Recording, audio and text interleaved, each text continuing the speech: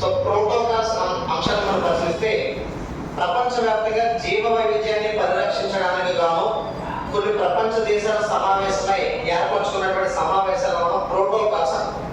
అటువంటి ప్రోటోకాల్స్ లో మనకి ముఖ్యమైన ప్రోటోకాల్స్ ఒకటి కార్టేజియా ప్రోటోకాల్స్, రెండవది నగోయా ప్రోటోకాల్. సో ఇక్కడ మనకి కార్టేజియా అనే పదం మనం జాగ్రత్తగా చూస్తే అది కొలంబియా దేశంలో ఉన్నటువంటి ఒక నగరం. సో ఈ కార్టేజియా ప్రోటోకాల్ ఎందుకు ఏర్పడిందంటే బయోటెక్నాలజీ ద్వారా మనకి ఉత్పన్నమైనటువంటి ఉత్పత్తులన్నీ కూడా అంటే దాన్ని LMO అంటాం.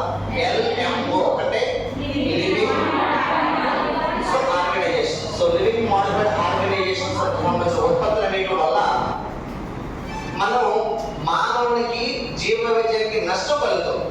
సో వాటిని పరిష్కరించడానికి ప్రపంచ దేశాలన్నీ కూడా 1999 లో కొలంబియా దేశంలో ఒక కాప్ సమ్మిట్ జరుగుతుంటే ఆ కాప్ సమ్మిట్ లో మనకి కొలంబియా దేశంలో జరిగిన ఆ కాప్ సమ్మిట్ లో కార్టేజియా ప్రోటోకాల్ గురించి ప్రస్తావించడం జరిగింది. అంటే బయోటెక్నాలజీ ద్వారా ఉత్పత్తమైనటువంటి ఉత్పత్తుల ద్వారా మానవుడికి జీవవైవిధ్యం నష్టం కలుగుతుంది, వాటి పరిష్కారం కోసం ఏర్పరచున్నదే కార్టేజియా ప్రోటోకాల్. ఈ కార్టేజియా ప్రోటోకాల్ మనకి తొలిసారిగా ప్రస్తావించబడింది 1999 కొలంబియాలో కార్టేజియా ప్రాంతంలో అయితే అది ఒప్పందం కుదర్చబడిన సంవత్సరం ఇది.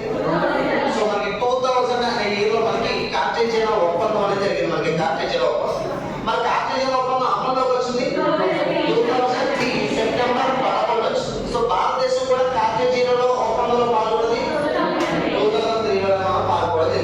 సో ఈ కార్టేజియా ద్వారా ఆ బయోటెక్నాలజీ ద్వారా ఉత్పన్నమైనటువంటి ఎల్లగోలు అన్ని కూడా ఒక దేశం నుంచి మరొక దేశానికి పంపాలంటే దేని ద్వారా పంపబడదు?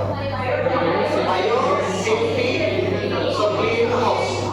సో మనకి bio safety cleaning house certificate ద్వారానే ఒక దేశం నుంచి మరొక దేశానికి ఆ బయోటెక్నాలజీ ద్వారా తయారైన ఉత్పత్తులను మనం